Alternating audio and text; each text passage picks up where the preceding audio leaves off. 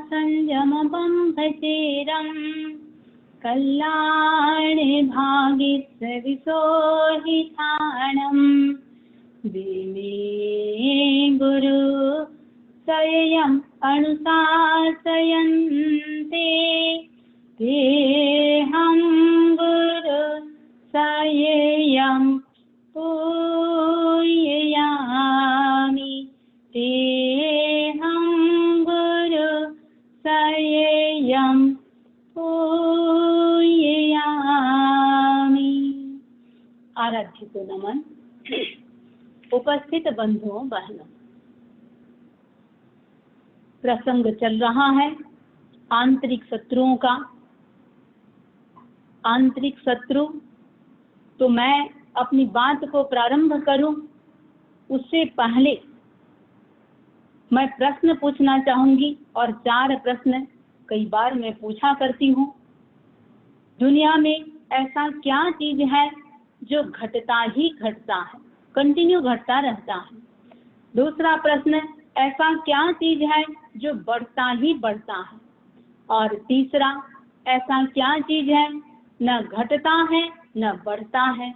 और चौथा प्रश्न, ऐसा क्या है जो घटता भी है और बढ़ता भी है? तो 4 प्रश्न में एक प्रश्न है, ऐसा क्या चीज है जो बढ़ता ही बढ़ता है? शायद सबका उत्तर ये हो सकता है, बढ़ता ही बढ़ता है। लोभ एक ऐसा चीज है, तृष्णा एक ऐसी चीज है जो कभी घटती नहीं। इसलिए भगवान ने कहा, जहाँ लाभ हो तहाँ लोभ हो। जैसे जैसे लाभ होता है वैसे वैसे लोभ होता जाता है। तो 4 जो आंतरिक शत्रु भगवान ने कहे हैं, आंतरिक शत्रु क्रोध, मान, माया, 3 की चर्चा हम कर चुके। आज चौथे की हम चर्चा करेंगे, लोभ। तो 4 कषाय में एक कषाय है लोभ। 10 संज्ञाएं जो 1 इंद्रिय से लेकर के 5 इंद्रिय तक, सब में जो 10 संज्ञाएं होती है, 10 संज्ञाओं में एक संज्ञा है लोभ। 18 पाप में 9वां पाप है लोभ। और वैसे लोभ के लिए अक्सर कहा करते हैं, सभी पापों का मूल कहते हैं। 18 के 18 पाप का यदि मूल देखें, लोभ के कारण व्यक्ति सारा पाप करने लग जाता है। तो व्यवहार में एक कहावत भी चलता है, पाप का बाप कौन है? उसके लिए कहते हैं लोभ है। तो लोभ के कारण जीव करता क्या है? जब जब भी भीतर लोभ पैदा होती है तो जो न्याय का मार्ग है उसको छोड़ देता है, अन्याय के मार्ग पर चलने लगता है। और कहते हैं, ऐसा कोई दुख नहीं जिसे लोभी भोगता नहीं है। तो कहावत है, आवश्यकता आविष्कार की जननी है, लेकिन इसको हम यूं भी कह सकते हैं, आकांक्षा आविष्कार की जननी है। तो बात अपन कर रहे हैं, लोभ खुद ही एक पाप है। तो लोभ जहाँ स्वयं एक पाप है और ये यदि व्यक्ति के भीतर आ जाता है तो अनेक तरह का पाप करवा देता है। तो पहले हम समझे लोभ है क्या चीज। 8 जो कर्म है, 8 कर्म में लोभ का कनेक्शन किस कर्म से है? मोहिनी कर्म से है। तो मोहिनी कर्म के उदय से जब जब भी व्यक्ति के इस कर्म का उदय होगा, व्यक्ति के भीतर वस्तु, व्यक्ति या जो भी वस्तु की प्राप्ति की उसके भीतर एक आकुलता व्याकुलता पैदा हो जाती है। ये जो आकुलता और व्याकुलता है, इसका नाम है लोभ। और ये लोभ कषाय 4 कषाय में अंतिम है और एक प्रकार से बोल सकते हैं सर्वव्याप्त है। प्रश्न होता है, लोभ उत्पन्न होता क्यों है? तो इसके उत्तर में हम कह सकते हैं कि हर प्राणी के भीतर एक इच्छा होती है, और जो इच्छा होती है, इच्छा के कारण वह अपनी अनुकूलताएं प्राप्त करना चाहता है। वो चाहता है कि मुझे हर प्रकार की अनुकूलताएं मिले। तो अनुकूलता की इच्छा होती है और प्रतिकूलता से बचने की भी इच्छा होती है। अनुकूलता की प्राप्ति और प्रतिकूलता से बचने की इच्छा। तो ये दो स्थितियां जब बनती है तो इनके कारण, और ये दोनों स्थितियां हर जीव के भीतर होती है, तो इनके कारण उसके भीतर जो भी संज्ञा बनती है तो उसको हम कहेंगे लोभ की संज्ञा। तो इच्छा और वांछा का एक ऐसा व्यक्ति के भीतर चक्रव्यूह होता है जो कभी भी किसी की आज तक कहते हैं पूरी हुई नहीं है, किसी की भी। तो ऐसे बहुत कम होते हैं जिनको हम कह सकते हैं कि भाई जो भी इच्छा करते हैं वो पूरी होती है। तो और जब पूरी अनुकूलताएं इच्छा करता है वो व्यक्ति पूरा नहीं होता है। तो अनुकूल इच्छाएं पूरी होती है तब व्यक्ति अपने आप को सुखी महसूस करता है, जो भी चाहता है सुखी महसूस करता है। और इन सुखों की वृद्धि के साथ साथ उसके भीतर नई नई इच्छाएं और पैदा होने लगती। जैसे ही दो चीज पाने की इच्छा हुई, मिल गया, भीतर तड़प क्या होगी, और चार मिले, एक इच्छा पूरी भी दूसरी शुरू हो जाती है। तो नई नई इच्छा उसके भीतर पैदा होने लगती है। तो सोचता है कि सारी इच्छाएं जैसे दो पूरी हुई होने के साथ ही उसके भीतर थोड़ा सा एक स्वाभिमान मान जो भी एक आता है कि यदि मेरी सारी इच्छा पूर्ण हो रही है, चलो ये भी कर लूं। तो वो और भी इच्छाएं करता रहता है, उसकी पूर्णता की कामना करता है और उसी के लिए वो सारा एफर्ट भी करता रहता है। तो इस तरह होता क्या है, एक श्रृंखला सी चलती जाती है। एक इच्छा पूरी होती है, दूसरी पैदा हुई, उसको पूरी करने के लिए प्रयत्न करता रहता है। और इसी में भगवान ने कहा वो लोभाविष्ट, ऐसा करता कौन है जो लोभ से आविष्ट रहता है, घिरा रहता है। सारी इच्छाएं कभी किसी की न पूरी हुई है, न होती है और न होगी। ये एक प्रकार से बोल सकते हम, ये सच्चाई है।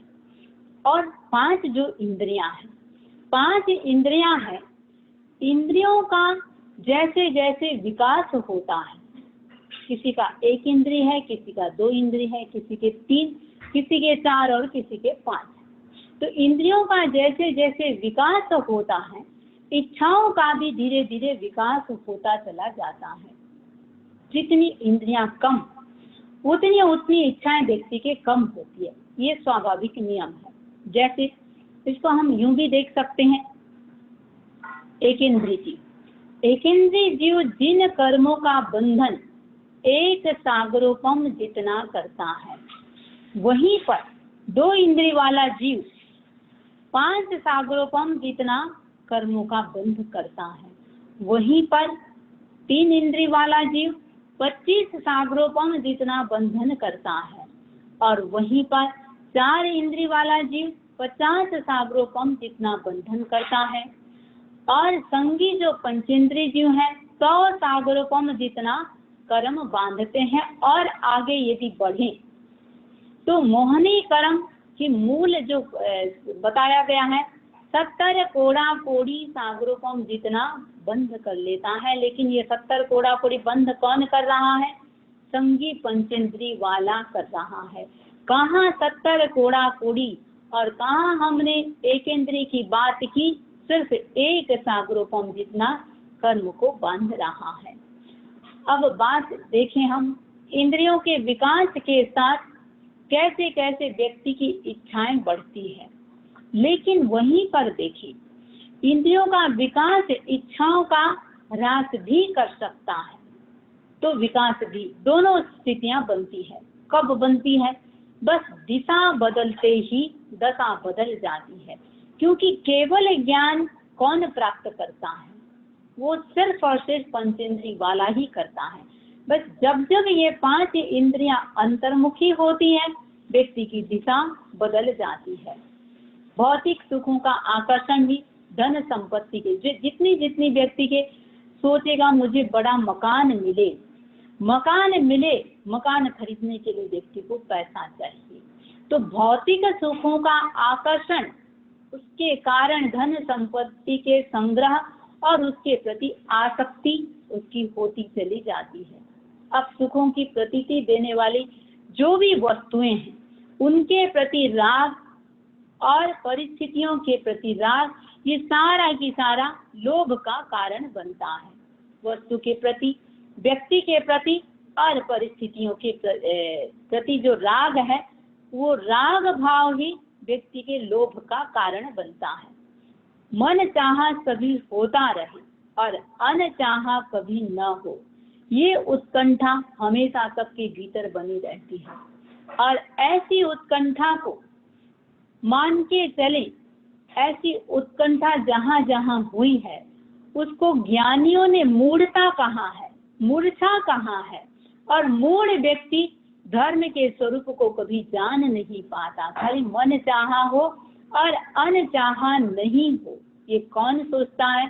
ऐसे इतनी जो उत्कंठा वो मूढ़ व्यक्ति ही सोचेगा, और मूढ़ व्यक्ति धर्म के स्वरूप को नहीं जान सकता। तो आचार्य ने कहा है, सययम मूढ़े धम्मम ना भी जाना ही।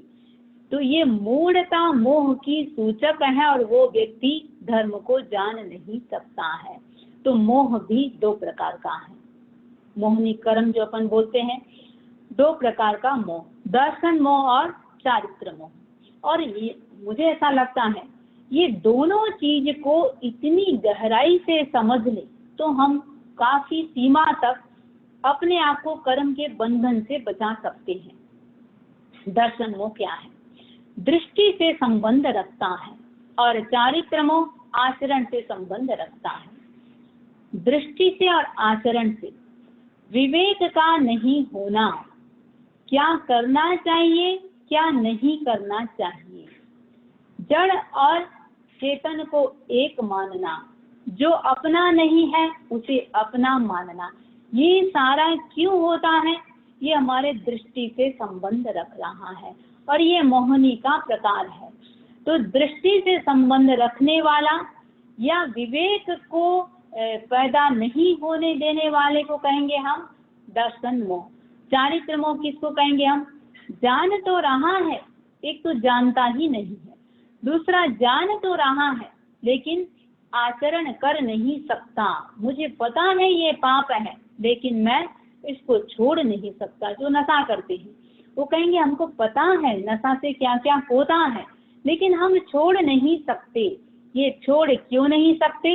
ये चारित्र मोहनी का उदय भाव है। तो मोहनी के दो प्रकार हुए, दर्शन मोह और चारित्र मोह। दर्शन मोह जो दृष्टि से संबंध रखता है और जो व्यक्ति के भीतर विवेक आने में बाधा डालता है, और चारित्र मोह जो आचरण से संबंध रखता है। तो दर्शन मोह की एक प्रकृति है मिथ्यात्व, जिसे दूसरे शब्दों में हम कह सकते हैं गलत धारणा। तो यह गलत धारणा ये सारे दोषों को, सारे पापों को जन्म देती है। लोभ भी व्यक्ति के भीतर होता क्यों है? ये गलत धारणा के कारण, ये मान्यता, गलत मान्यता के कारण व्यक्ति के भीतर लोभ पैदा होता है। तो मोहनी सबसे अधिक, मोहनी कर्म सबसे अधिक प्रभावशाली है और एकदम कहें तो ये गहन भी है। और सबसे अंत तक देखिए मोहनी छूटता कब है? अंत तक छूटता है। मोहनी चार जो कषाय अपन बोल रहे हैं, क्रोध, मान, माया और लोभ, चार जो कषाय है, चार कषाय ये मोहनी का ही प्रकार है। तीन कषाय फिर भी छूट जाते हैं, 9वें तक फिर भी छूट जाते हैं। मोहनी सबसे लास्ट में छूटने वाला कौन? वो है मोहनी कर्म, 10वें गुण स्थान में जाकर के छूटता है। तो इसलिए इसे अंतिम में, जैसे क्रोध, मान, माया एक जो श्रृंखला में रखा है, चौथे में रखा है, क्योंकि ये सबसे अंत में छूटता है, इसलिए इसको अंतिम में रखा है। और इसको जीतने वाला, एक लोभ को जितने जीत लिया उसने सबको जीत लिया। दृष्टि मोह के कारण ही व्यक्ति को ज्ञान की प्राप्ति या सम्यक ज्ञान नहीं हो पाता है। और वो सदैव जहाँ जब दृष्टि मोह के कारण सम्यक ज्ञान नहीं है तो हमेशा वो अज्ञानता उसके भीतर बना रहेगा। अब मन चाहा होगा, अनचाहा नहीं होगा। इस तृष्णा में ही जीव पूरा होल लाइफ उलझा रहता है कि बस अब मेरी एक ये इच्छा है, बस मुझे ये करना है। ये बस ये करना है, वो उसके लिए एफर्ट, प्रयत्न, सारा समय उसी में लगाता रहता है, उसी में उलझा रहता है, और यह अज्ञान का सूचक है।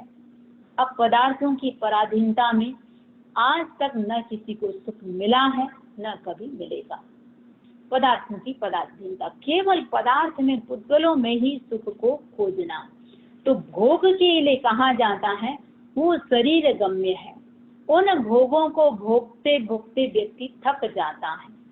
लेकिन जो लोभ है वो मनोगम्य है, और जन्मों जन्म तक व्यक्ति लोभ करता आया है, कर रहा है, करता रहेगा, लेकिन थकता नहीं है। इस जन्म का लोभ अगले जन्म में, और पिछले जन्मों का लोभ इस जन्म में।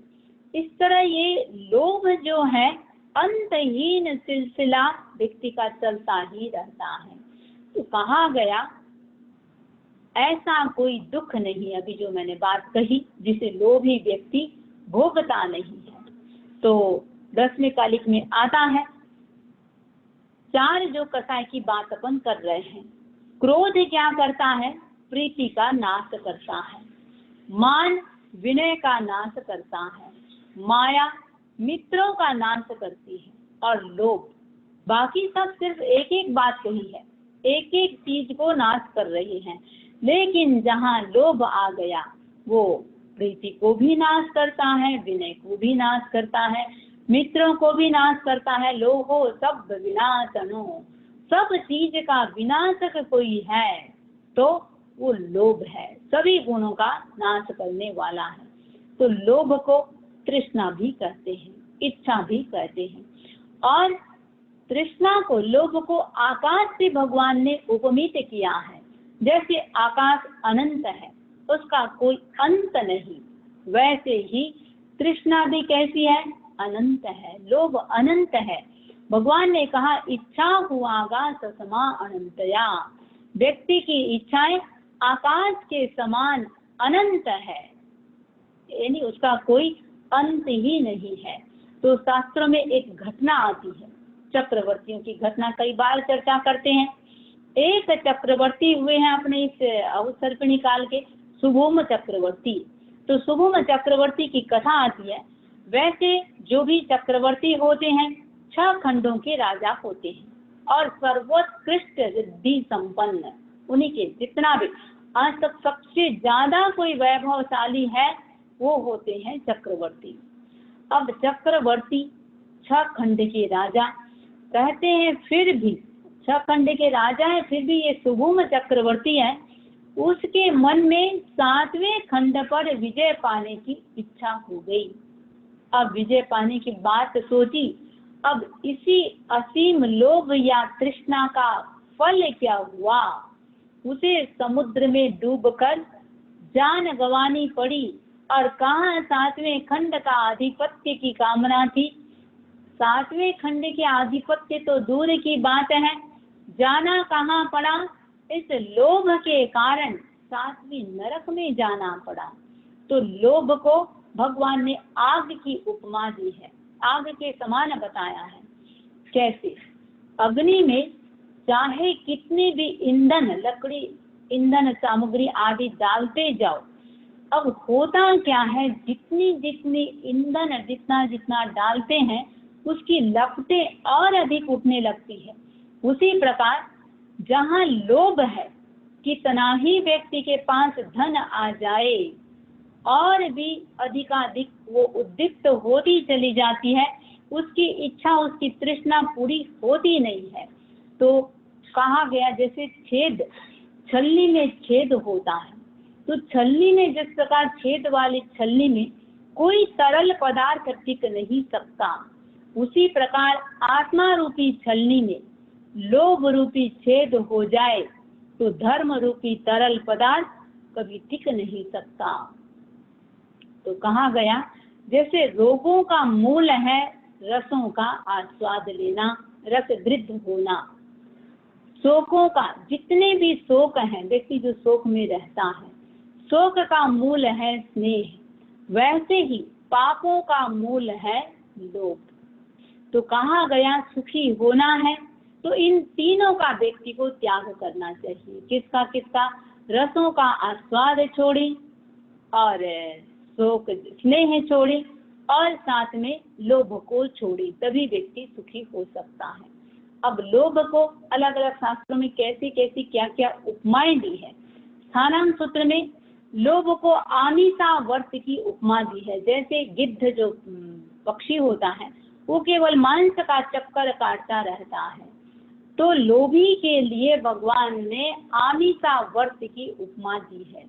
आचारांग में कहा गया सुख की कामना करने वाला बार बार दुखों को प्राप्त करता रहता है।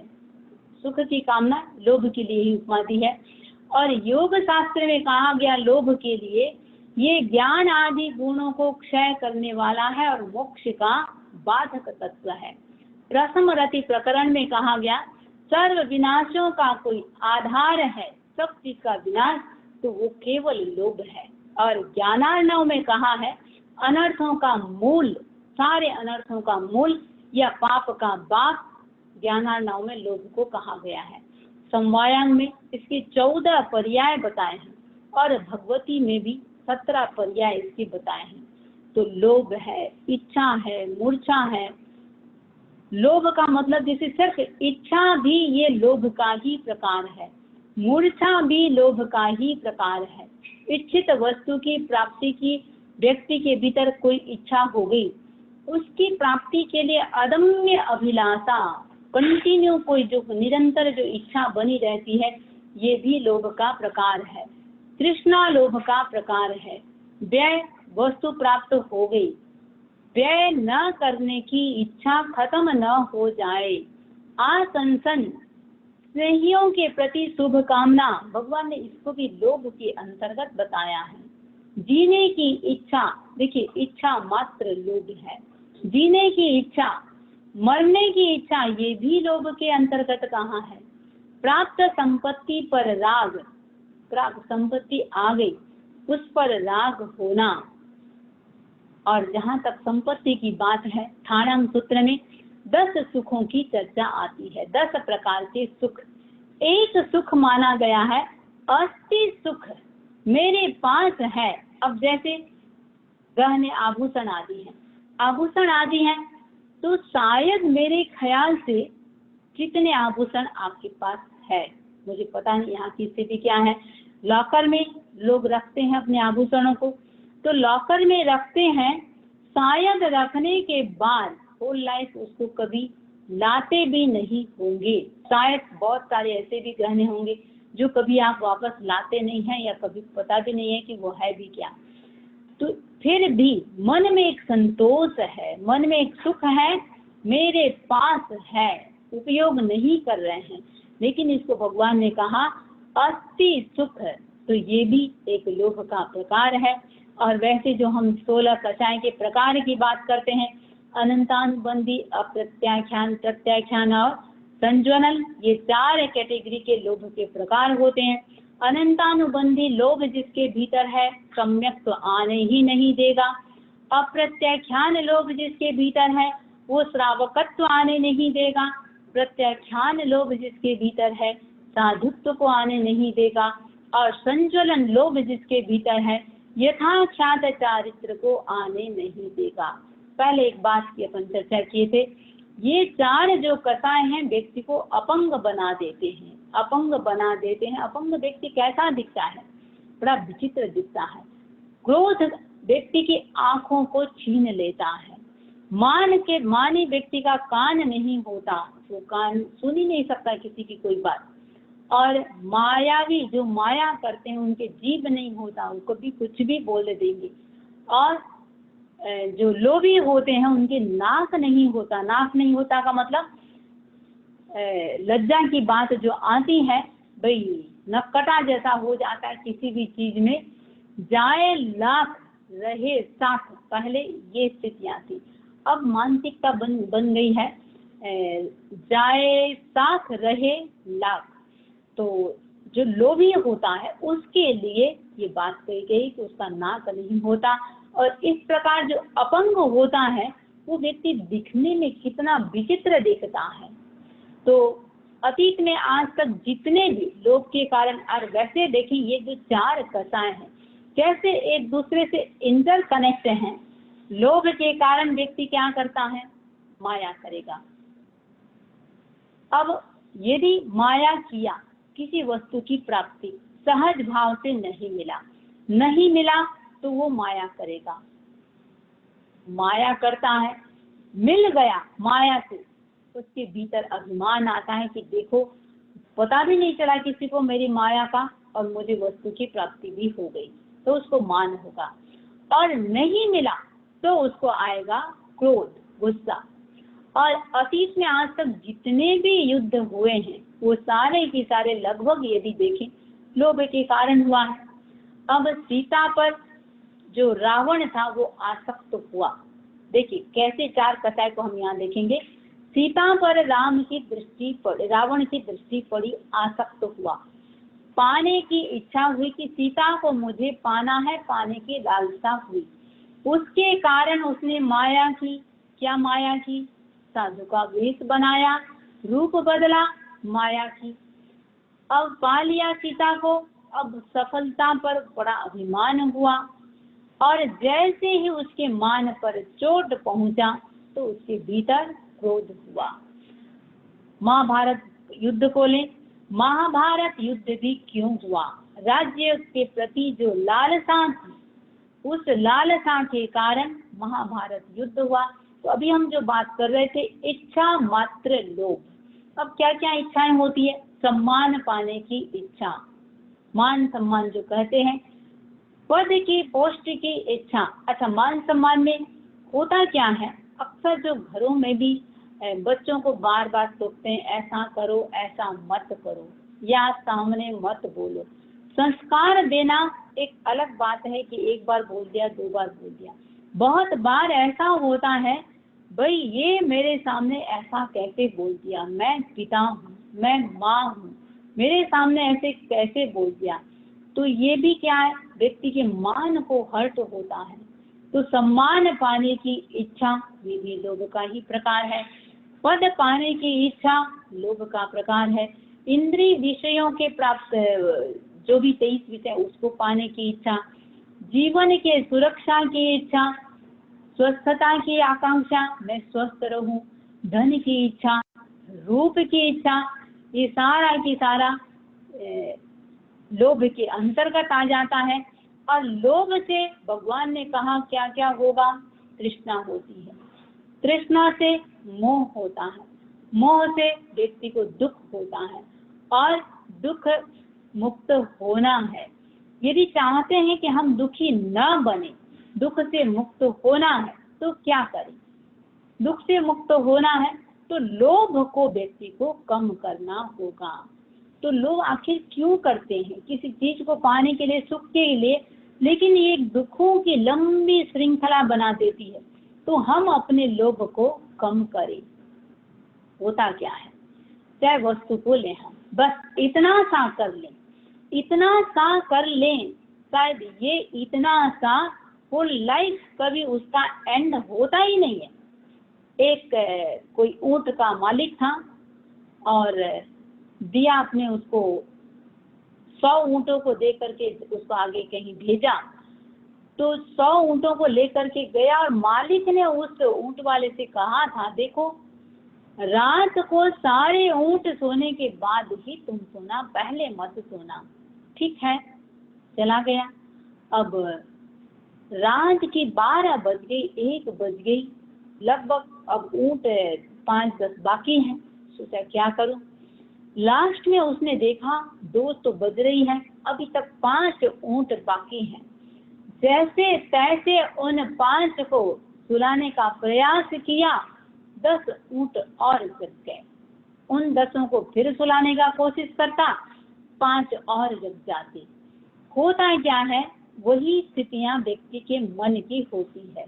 5 इच्छाएं पूरी हुई, 10 इच्छाएं और जगती। तो जो सोचे बस इतना सा हो जाए, उसके बाद शांति से रहेंगे, ये शांति कभी आएगी नहीं, क्योंकि उसकी पूर्ति होते होते 5 और इच्छाएं जग चुकी हैं या 5 और आपके काम सामने आ चुके हैं। तो जो ये बस इतना सा कभी खत्म होता नहीं है। 8 प्रकार के जो अंधों की बात कई बार अपन करते हैं, तो 8 प्रकार के अंधे, एक तो जन्मांध है। जन्मांध व्यक्ति जो चीज है वो दिखाई नहीं देता, लेकिन बाकी जो 7 प्रकार के अंधत्व है जो नहीं है वो दिखाई देता है। देखिए, जन्मांध है जो है वो दिखाई नहीं देगा। सामने कुर्सी पड़ा है, सामने टेबल पड़ा है, जन्मांध व्यक्ति को दिखाई नहीं देगा। लेकिन लोभांध व्यक्ति जो चीज नहीं है वो दिखाई देता है। तो लोभांध कहते हैं वो कुछ भी कर सकता है। प्रश्न पूछा गया, कोवा दरिद्रो, इस दुनिया में दरिद्र कौन? उत्तर बड़ा सुंदर दिया गया, यस्य तृष्णा विशाला, जिसकी तृष्णा विशाल है उससे बड़ा कोई दरिद्र नहीं। फिर प्रश्न हुआ, भूखा कौन? अब देखिए, भूखा कौन? खाली पेट है वह नहीं, कहा गया जो 2 रोटी खा चुका है, थाली में 2 पड़ा है और दृष्टि पड़ोसी पर है। तो कहा गया पेट की सीमा है, लेकिन पेटी की कोई सीमा नहीं। सोचना क्या चाहिए, जिसे छोड़कर जाना है, जिन वस्तुओं के लिए होल लाइफ जिसे छोड़कर जाना है, अपनी कीमती सांसें सारे की सारे उसी पर खो देते हैं, और मिलना क्या है? कुछ भी नहीं। तो पेट की सीमा है, पेटी की कोई सीमा नहीं होती। अब लोभ क्या करता है, व्यक्ति के विवेक रूपी चंद्रमा को, जैसे चंद्रमा और सूर्य हैं, जैसे राहु उन पर राहु ग्रस लेता है, तो ग्रहण जैसे बोलते हैं सूर्य ग्रहण, चंद्र ग्रहण, ये ग्रहण क्यों होता है? राहु द्वारा उनको ग्रसा जाता है। तो लोभ के लिए कहा गया विवेक रूपी चंद्रमा को, ये लोभ राहु के समान है, वो ग्रहण कर लेता, ग्रहण हो जाता है। तो चाणक्य ने कहा, सारा संसार शत्रु बन जाए, बुद्धि निर्मल है तब तक कोई चिंता की बात नहीं। आज तक दुनिया में बड़े बड़े जितने भी घोटाले हुए हैं, घोटालों का मूल कारण क्या है? विवेक का अभाव। ये लोभ व्यक्ति को आना क्यों है? जब जब विवेक उसका सो जाता है, तो विवेक के अभाव के कारण सारी समस्याएं आती है। तो गीता में 3 को नरक का द्वार माना है, काम को, क्रोध को और तीसरा लोभ, ये तीनों को नरक का द्वार माना है। लोभ के लिए साइनाइड जहर, यानी इतना तीव्र कोटि का ये जहर है, व्यक्ति को खत्म कर देता है। और नरक गति के जो अपन 4 कारणों की चर्चा करते हैं, 4 कारणों में एक कारण है तीव्र आसक्ति, राजा श्रेणी। राजा श्रेणी तीव्र हिंसा के साथ, हिंसा तो किया उसने, लेकिन हिंसा के साथ उसकी तीव्र आसक्ति भी थी। तो तीव्र आसक्ति निकासित का बंद कर लेता है। तो लोभी का लक्षण क्या है? लोभी का लक्षण, एक तो इकट्ठा करने में उसको आनंद आएगा और इस्तेमाल में, उसको यूज करने में उदासी, जल्दी से उसको काम में ले नहीं सकता। लोभी व्यक्ति सदा असंतुष्ट, क्या है उसको वो नहीं दिखता, क्या नहीं है उसी पर बार बार उसका ध्यान जाता रहेगा। यह लोग तक चिंतन सीमित रहेगा और उसके लिए परलोक की बात तो दिमाग में उसके आता ही नहीं कि क्या मुझे करना चाहिए क्या नहीं। सिर्फ और सिर्फ बस यहाँ मुझे सारी प्रकार की सुख सुविधाएं, सब प्रकार की जो मनचाहा की जो बात कर रहे हैं वो सारी चीज हो, उसके लिए अब कर्म की बात तो उसके विकल्प आएगा नहीं। उसके लिए न्याय मार्ग को छोड़ देता है, अन्याय मार्ग को अपना लेता है। और जो भी हम लोभी की बात कर रहे हैं, लोभी कैसा होता है? बड़ा कंजूस होता है। वो 2 पर ही, जो भी लोभ की चेतना जिनके भीतर ज्यादा होगी, 2 चीजों पर ही ध्यान रहेगा। क्या? एक तो कलेक्शन और एक प्रोटेक्शन, सिर्फ संग्रह करना और जो प्राप्त है उसकी सुरक्षा करना। तो बस इन दो पर ही मिला है उसकी सुरक्षा और नहीं मिला है उसकी प्राप्ति के लिए भी व्यक्ति के भीतर लालसा बनी रहती है। तो लोभ का मूल कारण हुआ इच्छा। तो कहा गया, देखिए 4 चीजें संसार में कभी भरती नहीं है। सबसे पहला कहा गया पेट, जितना भी खाओ थोड़ी देर बाद फिर भूख लग जाएगी। तो पेट आज तक किसी का भरा नहीं और कभी भरेगी नहीं। दूसरा कहा गया मनुष्य की खोपड़ी, ये जो हम इच्छा की बात कर रहे हैं, भगवान ने कितनी बड़ी बात कह दी, सुवर्ण रूपया भवे। यदि सोने मेरू पर्वत जितना बड़े बड़े सोने चांदी के पर्वत भी हो जाएं तो भी व्यक्ति की तृष्णा भरती नहीं है। तो इच्छा कभी, लालसा कभी खत्म नहीं होती है। तो खोपड़ी कभी आज तक न भरी है न भरेगी। तीसरा कहा गया समुद्र, कितनी ही नदियां उसमें आ करके मिल जाए लेकिन वो भरता नहीं है। और चौथा कहा गया स्मशान, शमशान में कभी हाउसफुल का बोर्ड लगता नहीं है। और मान के चलें और हमेशा याद भी रखें, लोभ का वायरस, ये जो आजकल जो वायरस चला है, ये तो फिर भी बोलते हैं ये प्रोटेक्शन करो, ठीक हो जाएगा, वो करो। लोभ का वायरस यदि एक बार भी जीवन में प्रविष्ट हो गया तो सभी पाप स्थानों को विजिट करवा देता है, सारे पाप स्थानों को अंदर प्रवेश करवा देता है। तो एक प्रकार से ये मैग्नेट की तरह कह सकते हैं। अब जैसे बाकी पाप स्थानों के लिए क्रोध का स्थान, माया का, मान का, सबका अपना अपना स्थान है, लेकिन लोभ का स्थान कहाँ है? लोभ का स्थान कहते हैं हमारे प्रत्येक पूरे शरीर में, ये जो 3.5 करोड़ रोमकूप हैं, ये पूरे शरीर में लोभ का निवास है। तो लोभ वर्तमान और आगामी दोनों जीवन को खराब करता है, इसलिए इसको सर्वनाशक कहा है। जितनी अधिक लोभ संज्ञा मान के चले, तनाव भी उतना ही अधिक रहेगा।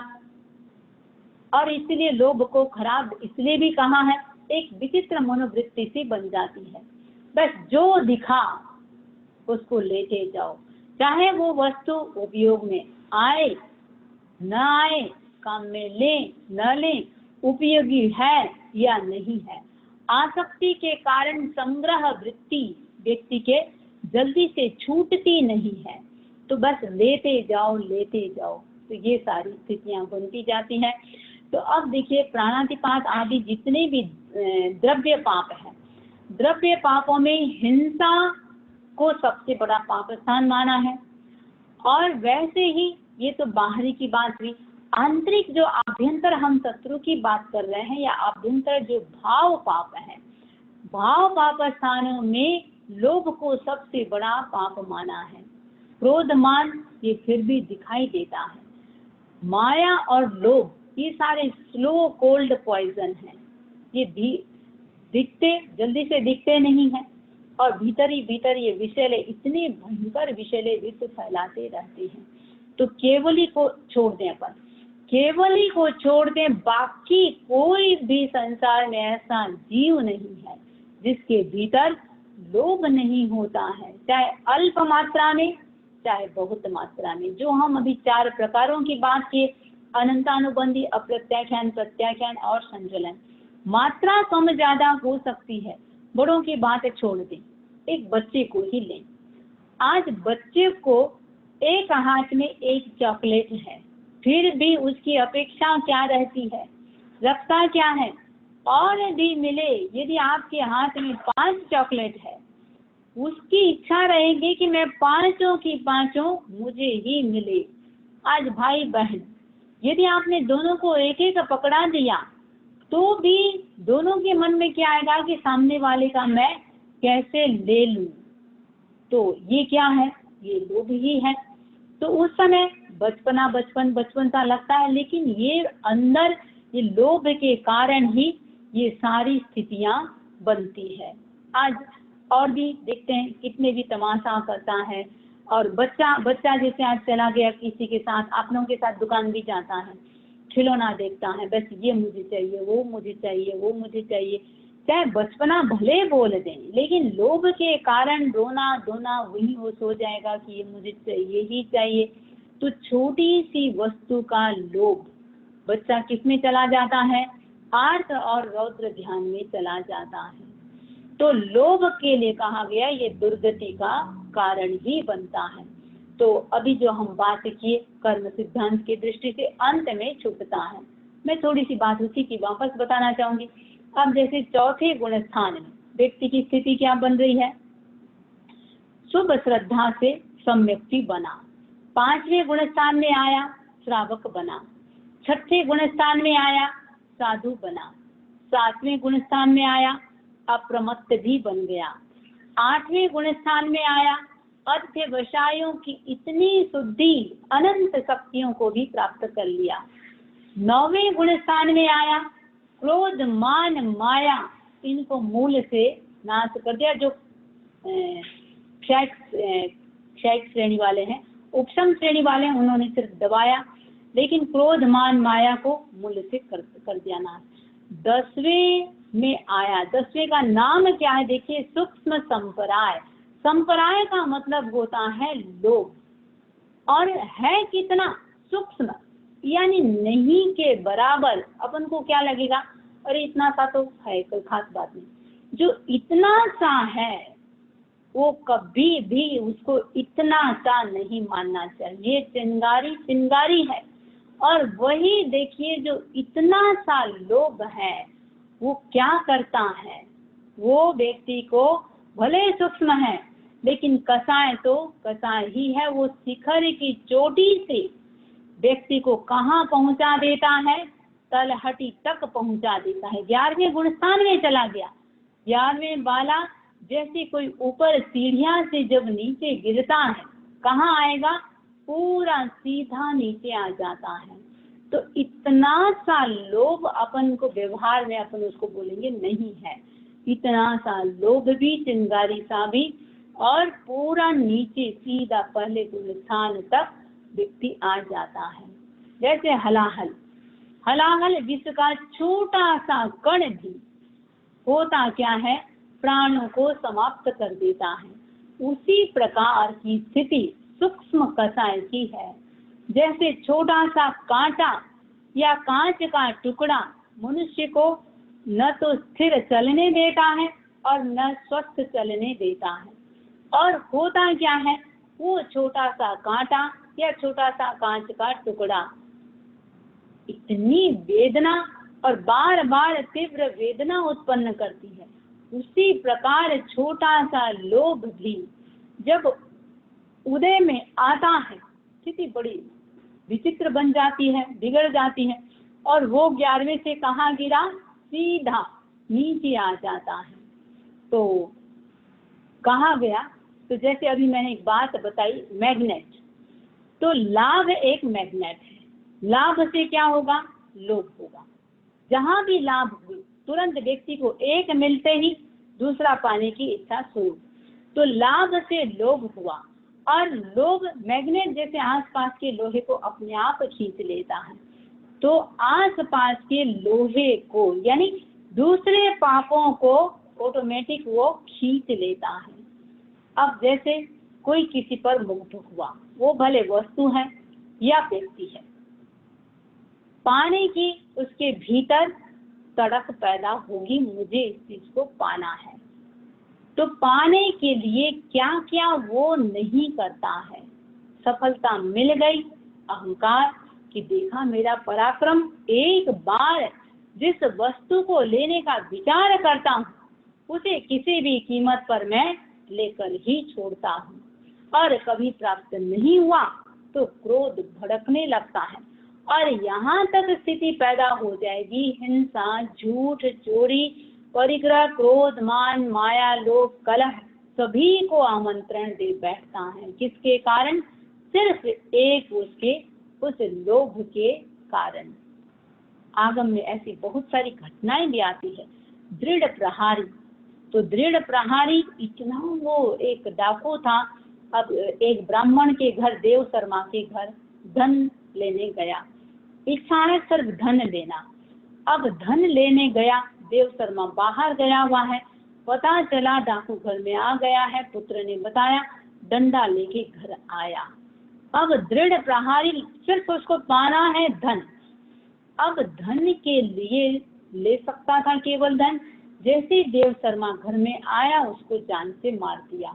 गर्भवती गाय थी, तो जैसे ही उसने अपने मालिक को मरते देखा या दृढ़ प्रहारी को मारते देखा, तो अपने मालिक को बचाने के लिए गर्भवती गाय जैसे ही सामने आई, तो दृढ़ प्रहारी ने उस गर्भवती गाय को भी मार दिया। उसकी पत्नी स्त्री की भी हत्या कर दी। पाना है सिर्फ धन, उसके लिए उसने सबको कितनी हत्या कर देता है। तो ये क्या है? तो व्यक्ति के भीतर जो एक लालसा हो गई, मुझे ये पाना है, उसके लिए कितने सारे पापों को वो निमंत्रण दे देता है।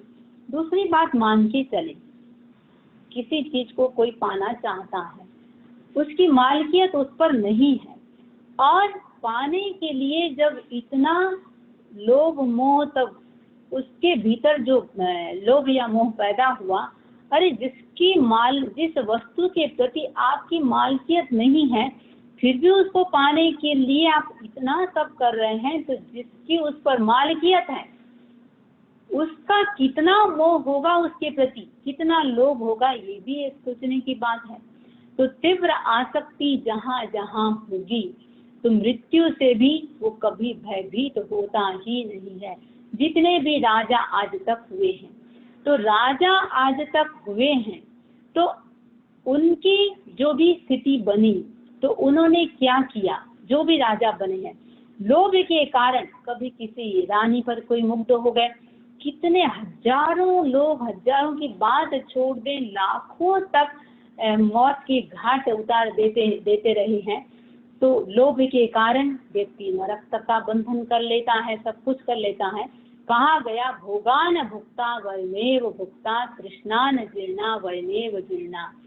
भोग व्यक्ति को भोग नहीं रहा है। जैसे व्यक्ति शराब पीता है, एक बार शराब को पीता है, लेकिन दोबारा वो शराब नहीं पी रहा है, शराब उसको पीने लग जाता है। तो यहाँ किसी कवि ने कहा, भोगान भुक्ता वयमेव भुक्ता, व्यक्ति भोगों को नहीं भोग रहा है, भोग व्यक्ति को भोग रहा है। तृष्णान जीर्णा वयमेव जीर्णा, और तृष्णा व्यक्ति के कभी जीर्ण आज तक न हुई और न होगी। वयमेव जीर्णा, व्यक्ति स्वयं जीर्ण होता जा रहा है। तो भोगान भुक्ता वयमेव भुक्ता, तृष्णान जीर्णा वयमेव जीर्णा। तो इसीलिए कहा गया, तो लोभ एक ऐसा बीज है, अधर्म रूपी वृक्ष का, इसको बीज माना गया है। जैसे अधर्म रूपी वृक्ष बीज को बो दिया, बीज किसका है?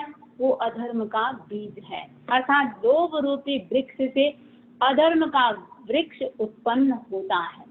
अब उसमें फल क्या लगते हैं? सारे जितने भी विभिन्न प्रकार के पाप रूपी उसमें फल लगते हैं।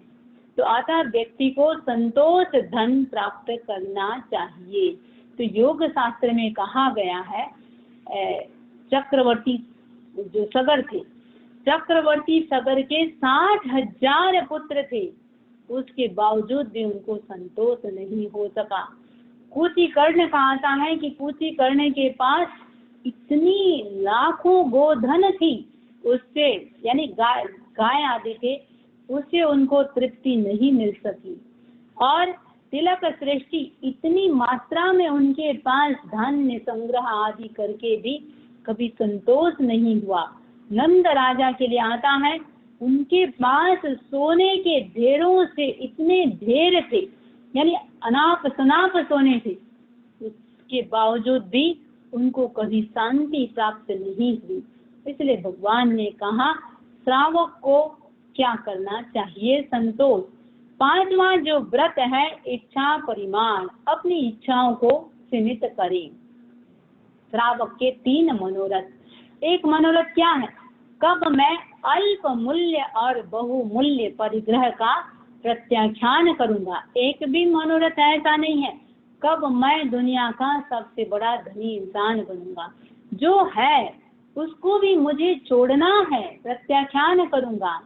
तो एक मकान से मेरा काम चल सकता है, 2 क्यों रखूं, 3 क्यों रखूं। सारे चीजों में कि परिग्रह की कितनी सीमा की जाए, तो उतना जितना कम करें उतना अच्छा है। गौतम स्वामी ने भगवान से पूछ लिया, लोभ वेदनी के विजय से जीव क्या प्राप्त करता है। भगवान ने कहा, संतोष को प्राप्त करता है। देखिए, पहली बात बताई, संतोष को प्राप्त करता है। दूसरा, लोभ वेदनी का बंध नहीं करता। और तीसरी बात बताई, जो बंधा हुआ है उसकी भी निर्जरा करता है। दुख के 2 कारण, एक तो अभाव, नहीं है उसका दुख, और दूसरा अनाप शनाप है लेकिन संतोष नहीं है, असंतुष्टि, ये भी दुख का कारण है। तो अब चिंतन क्या करें, श्रावक को चिंतन क्या करना चाहिए। जिनसे संसार की वृद्धि होती है उसकी क्या कामना करें, क्यों करें। जो भी संसार वृद्धि का कारण बन रहा है उसकी मुझे कामना नहीं करनी।